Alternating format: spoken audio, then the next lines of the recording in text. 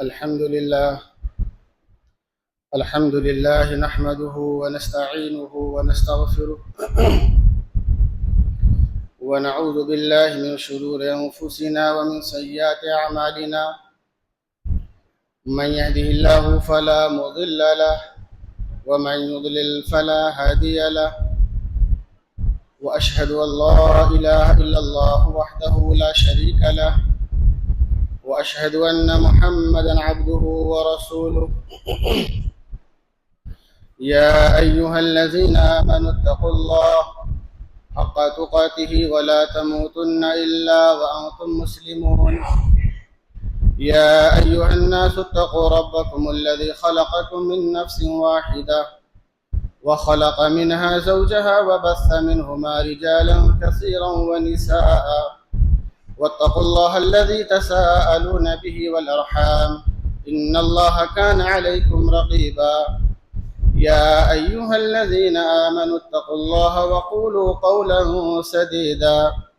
युस्लिह लकुम अअमालकुम व यग़फिर लकुम ज़ुनूबकुम व मन युतिइल्लाह व रसूलहु फ़क़द फ़ाज़ फ़ौज़न अज़ीमा अम्मा बअद फ़इन्न ख़ैरल हदीस किताबुल्लाह व ख़ैरल हदी हदी मुहम्मदिन सल्लल्लाहु अलैहि वसल्लम व शर्रल उमूरि मुहदसातुहा व कुल्लु मुहदसतिन बिदअह व कुल्लु बिदअतिन ज़लालह व कुल्लु ज़लालतिन फिन्नार अऊज़ु बिल्लाहि मिनश शैतानिर रजीम बिस्मिल्लाहिर रहमानिर रहीम लिइलाफि कुरैश इलाफिहिम रिह्लतश शिताइ वस्सैफ फलियअबुदू रब्ब हाज़ल बैत अल्लज़ी अतअमहुम मिन जूअइन व आमनहुम मिन खौफ।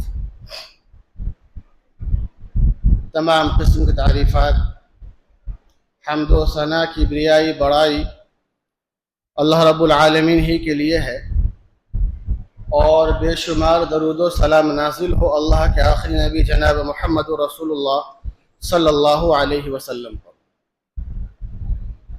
खुतबा मसनूना के बाद कुरान मुक़द्दस की जो सूरत करीम आपके रूबरू तिलावत की गई, सबको मालूम है कि इस सूरत का नाम सूरह कुरैश है। इस सूरत में अल्लाह रब्बुल आलमीन ने खास तौर पर कुरैश खानदान का नाम लेकर उस खानदान को मुखातब करते हुए अल्लाह रब्बुल आलमीन ने हुक्म दिया कि ऐ कुरैश के लोगों, तुम मेरी इबादत करो, इस घर के रब की इबादत करो, यानी अल्लाह की इबादत करो। अब सवाल यह है कि इबादत तो सबके लिए है, सबको करना है, लेकिन अल्लाह रब्बुल आलमीन ने इस सूरत में कुरैश खानदान को क्यों खास किया? इसकी वजह यह है, मक्के का ये वो मोहतरम खानदान था जिसके जिम्मे खाना काबा की तौलियत थी, खाना काबा की निगहबानी थी, देख रेख थी, मुतवल्ली थे ये लोग। इसलिए अल्लाह रब्बुल आलमीन ने इस खानदान को दूसरों के मुकाबले में खास एजाज बख्शा था और फौकियत हासिल थी, और सारा का सारा अरब इस खानदान का बहुत ही ज्यादा एहतराम किया करते थे। ये लोग ताजिर पेशा लोग थे, तिजारत करने वाले थे, कारोबारी थे। साल में 2 मरतबा ये बड़े सफर किया करते थे कारोबार के लिए। एक सफर वो यमन के लिए तरफ किया करते थे और दूसरा सफर मुल्क शाम फलस्तीन की तरफ किया करते थे। ताजिर पेशा लोग थे। आप सब जानते हैं कि हमारे नबी सल्लल्लाहु अलैहि वसल्लम ने भी कारोबार की मुनासबत से अम्मा खदीजा रजी अल्लाह ताला अन्हा का माल लेकर सफर पे निकले थे। तो ये लोग 2 सफर किया करते थे बड़े बड़े, और इन 2 सफर के अंदर इतनी आमदनी कर लिया करते थे कि पूरे साल आराम से बैठकर मजे से खाया करते थे। और सबसे बड़ी खासियत ये थी कि जब ये खानदान सफर के लिए निकलते थे तिजारत के लिए, तो बीच में कोई इस खानदान को टच नहीं करता था, छेड़ता तक नहीं था, छूता तक नहीं था। हालांकि उस वक्त जुल्म और तशद्दुद का बाजार गर्म था, हर तरफ लूट मार चोरी डकैती का माहौल गर्म था। उस मौके पर, उस हालत में भी अगर किसी चोर को, किसी डाकू को यह मालूम हो जाता कि यह काफिला कुरैश खानदान का है, तो उस वक्त का चोर और डाकू भी इस खानदान के एहतराम में उसको टच नहीं किया करते। यानी इस खानदान को मुकम्मल तौर पर अल्लाह रब्बुल आलमीन ने अमनो अमान दे रखा था। इसलिए अल्लाह के रसूल सल्लल्लाहु अलैहि वसल्लम जब इस दुनिया में मबऊस किए गए तो कुरैश खानदान को अल्लाह रब्बुल आलमीन की जो नेमतें और जो फजल अल्लाह के रसूल सल्लल्लाहु अलैहि वसल्लम ने याद दिलाई, उनमें एक ये भी थी कि ऐ कुरैश के लोगों, तुमको अल्लाह रब्बुल आलमीन ने हबशियों के हमले से बचा कर रखा। हबशियों का हमला, इससे मुराद ये वही हमला है जो अबरहा यमन से खाना काबा को मिस्मार करने के लिए, मुनहदिम करने के लिए, ढाने के लिए 60,000 की फौज लेकर निकला था। अबरहा वाकया मशहूर है, जानते हैं, पढ़े भी हैं।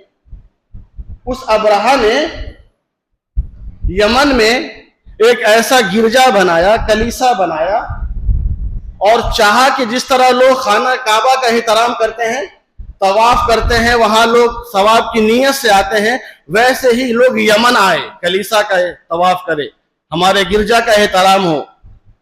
एक गैरतमंद इंसान को यह बर्दाश्त नहीं हुआ और उसने उसके कलीसे में, गिरजा घर में दीवार पे गंदगी लगा दी।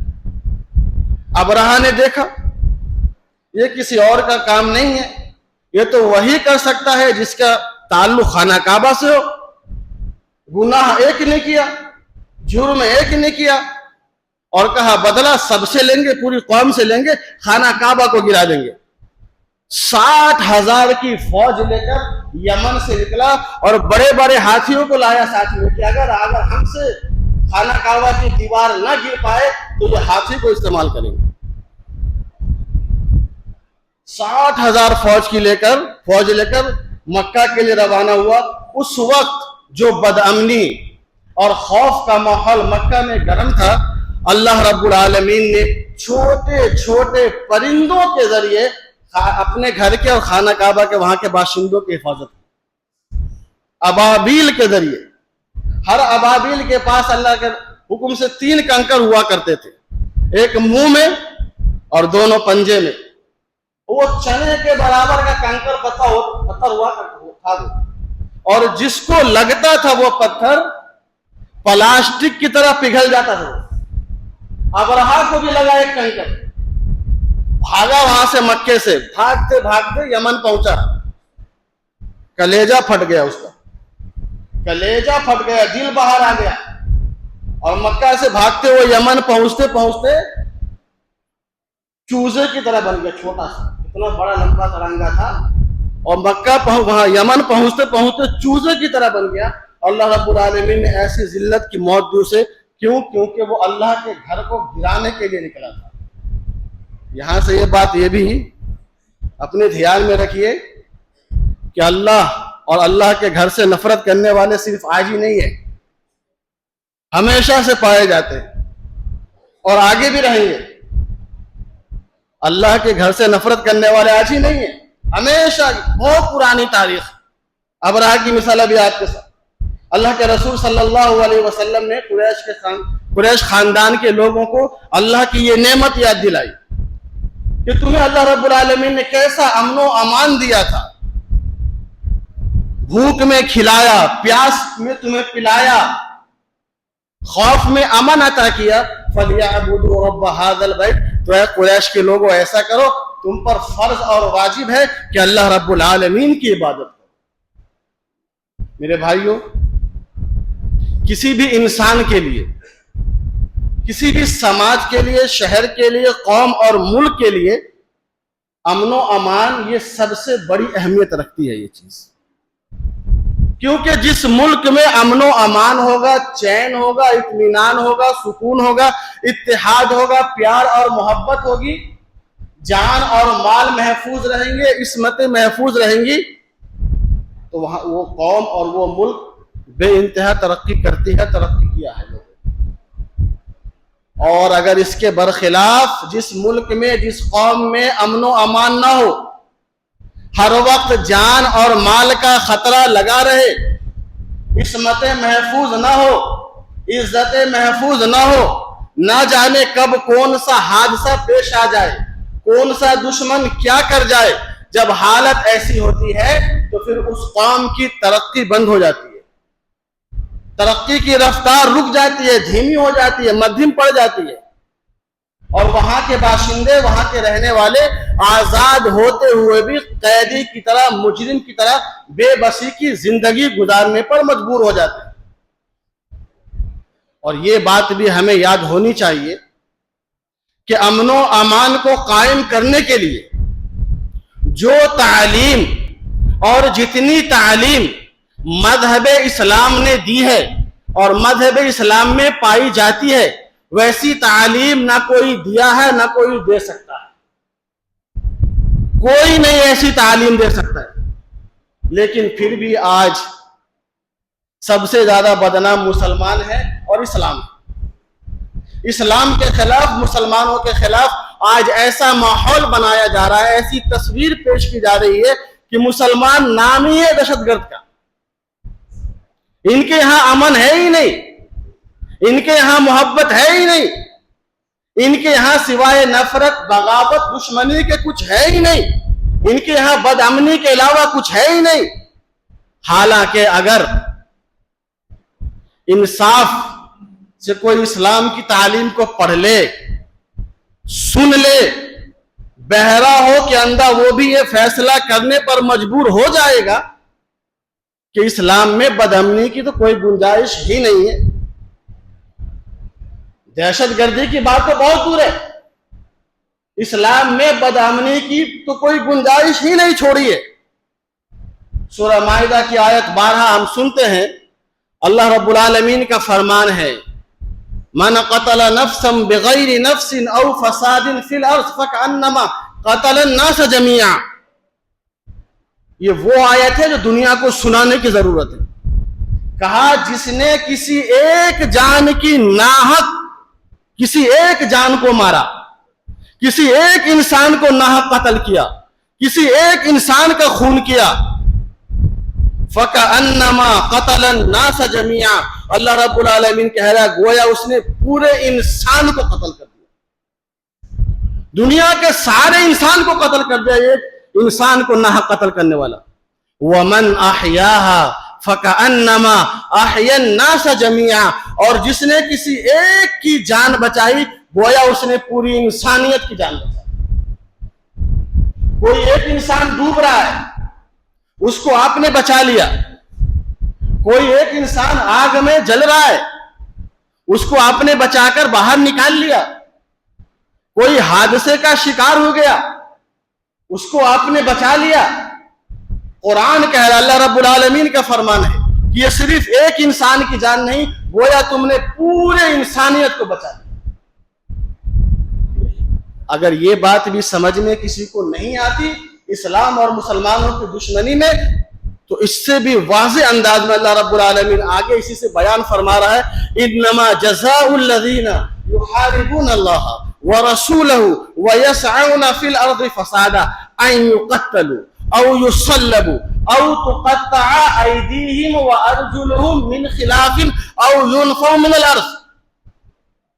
बड़ी वाज़ेह तालीम है। कहा कि जो लोग अल्लाह और उसके रसूल के खिलाफ बगावत करते हैं, अल्लाह और उसके रसूल से जंग करते हैं, वयसअऊना फिल अर्ज़ि फ़सादा, जमीन में, समाज में, माहौल में बिगाड़ पैदा करते हैं, इख्तिलाफ पैदा करते हैं, फितना पैदा करते हैं, फसाद बर्पा करते हैं। क्या कहता है इस्लाम?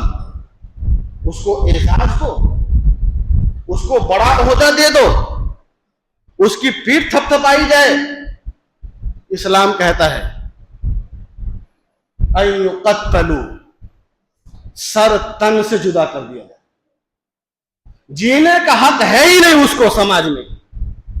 जो माहौल को खराब करने की कोशिश करता है, फितना बर्पा करता है कि अय्यु कत्तलू, कत्ल कर डालो, नहीं रहेगा ऐसा शख्स। और यो सल्लबू, या सूली पे चढ़ा के तड़पा तड़पा के मारो।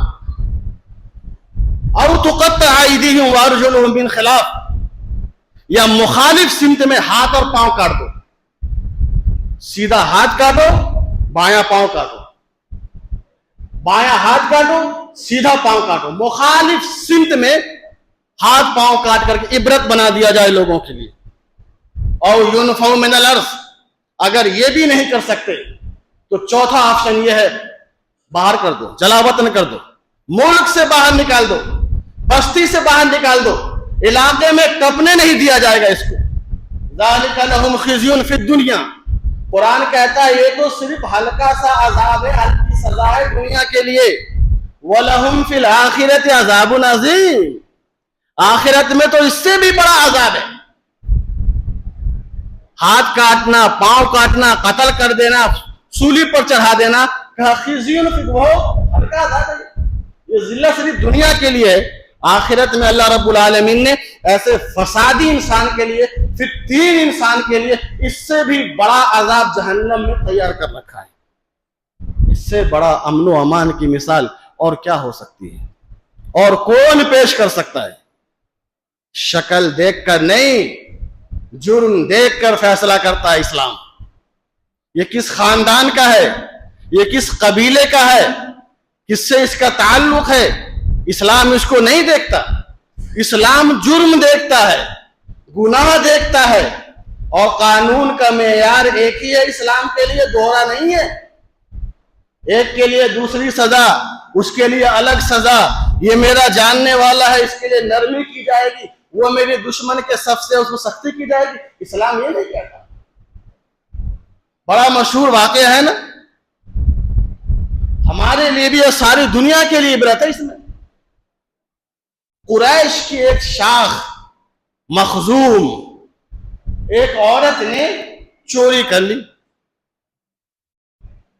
जुर्म पहुंचा रसूलुल्लाह सल्लल्लाहु अलैहि वसल्लम की खिदमत में कि कुरैश खानदान की एक औरत ने चोरी कर ली है। इतना मुअज़्ज़ज़ खानदान है, इतना मोहतरम खानदान है, और उस खानदान की औरत ने या रसूलुल्लाह चोरी कर ली है। दरबारे रिसालत से फैसला आता है, अगर चोरी की है तो सजा तो एक ही है, हाथ काटा जाएगा। लोग परेशान कि मखजूम कुरैश खानदान, नाक कट जाएगी खानदान की अगर इस औरत का हाथ कटा। औरत के हाथ कटने में कौम की, खानदान की नाक कट जाएगी। लोग परेशान, क्या करें, कैसे बचे, कैसे बचाएं इस औरत को। लेकिन दरबारे रिसालत से फैसला हो चुका है, हाथ काटा जाएगा। बहुत मशवरा करने के बाद यह फैसला हुआ कि रसूलुल्लाह सल्लल्लाहु अलैहि वसल्लम के सबसे चहीते और प्यारे हैं उसामा बिन ज़ैद रज़ी अल्लाह ताला अन्हु, ज़ैद बिन हारिसा के लख्ते जिगर। इनके अब्बा से भी बड़ी मोहब्बत थी रसूलुल्लाह को, और बेटे से भी बेइंतहा मोहब्बत थी रसूलुल्लाह को। ज़ैद बिन हारिसा को अल्लाह के रसूल ने तो अपना मुंह बोला बेटा बना लिया था। उन्हीं के बेटे उसामा बिन ज़ैद, लोगों ने कहा भेजो रसूलुल्लाह की खिदमत में, हो सकता है मान जाए। बहुत हिम्मत करके उसामा बिन ज़ैद रज़ी अल्लाह ताला अन्हु गए। या रसूल अल्लाह, कुरैश खानदान की नाक कट जाएगी, जरा सा नरमी का मामला किया जाए। आप सल्लल्लाहु अलैहि वसल्लम बैठे हुए थे। फ़क़ामा, रसूलुल्लाह सल्लल्लाहु अलैहि वसल्लम खड़े हो गए। आपने कहा उसामा, अल्लाह की हद में सिफारिश करने के लिए आए हो मेरे पास। तुम्हारा मकाम अपनी जगह, तुम्हारे अब्बा का मकाम अपनी जगह, मेरे रब का फरमान अपनी जगह। सारी मोहब्बत उसामा एक तरफ, जो उसका है ना उसके हद में कोई नहीं आ सकता। तुम अल्लाह के हद में मेरे पास सिफारिश करने आए हो, तुम उसामा। फिर आप सल्लल्लाहु अलैहि वसल्लम ने जो तारीखी जुमला इरशाद फरमाया, जिसको सोने के पानी से लिखकर अपने घर की दीवार में सजाने के लायक। आप सल्लल्लाहु अलैहि वसल्लम ने फरमाया, उसामा लौ अन्ना फातिमत बिन्त मुहम्मदिन सरकत लक़तअतु यदहा, कि अगर मोहम्मद की बेटी फातिमा भी चोरी करती तो ये मोहम्मद खुद अपनी बेटी का अपने हाथों से उसका हाथ काटता। फातिमा बिनते मोहम्मद भी अगर चोरी करे, अदल का दस्तूर है कि हाथ काटा जाए। कहा, उसामा मेरी लाडली, तुम उसकी बात करते हो, मेरी लाडली चहीती प्यारी जो मेरे जिगर का टुकड़ा है, उसामा अगर उसने भी चोरी की होती ना, तो ये मोहम्मद सल्लल्लाहु अलैहि वसल्लम खुद आगे बढ़कर अपनी बेटी का हाथ। ये है इस्लाम, ये है इस्लाम के अंदर अमन व अमान की तालीम। इस्लाम तो प्यार बांटता है, मोहब्बत बांटता है, तलवार नहीं बांटता इस्लाम। कहा मोहब्बत फैलाओ, क्योंकि हमारा इस्लाम मोहब्बत ही से फैला है। जालिम से लिया जुल्म का बदला न किसी वक्त, मारा भी तो अखलाक की तलवार से मारा। रसूलुल्लाह सल्लल्लाहु अलैहि वसल्लम के अखलाक से फैला इस्लाम। ये और बात है कि हमारे अखलाक सबसे गंदे हैं। हमारे नबी का अखलाक जितना आला था, उम्मत का अखलाक उतना ही गंदा है। और आज हमारे अखलाक को देख कर ही इस्लाम पर या मुसलमानों पर किसी को उंगली उठाने की जरूरत होती है। अगर आज हमारे बेहतर हो जाए ना हमारे अखलाक, किसकी क्या मजाल जो हमारी तरफ इशारा कर। ये है इस्लाम, अमन शांति का दीन है, प्यार का दीन है, मोहब्बत का दीन है, नफरत का नहीं है। इस्लाम की तालीम तो ये है, अगर तुम रास्ते में चलते हुए तुम्हारे पास कोई तीर है, तलवार है, औजार है, हथियार है जिससे दूसरों को तकलीफ हो सकता है, तो रसूलुल्लाह सल्लल्लाहु अलैहि वसल्लम का फरमान है उसके नोक को ऐसे पकड़ लो कि किसी चलने वाले को, किसी गुजरने वाले को तकलीफ न पहुंचे। इस्लाम की तालीम तो यह है, तुम किसी पर तीर क्या बरसाओ, किसी पे तलवार क्या चलाओ। इस्लाम तो ये कहता है, छोटी उंगली पे छोटा सा कंकर और पत्थर रखकर भी सामने वाले को नहीं मार सकते।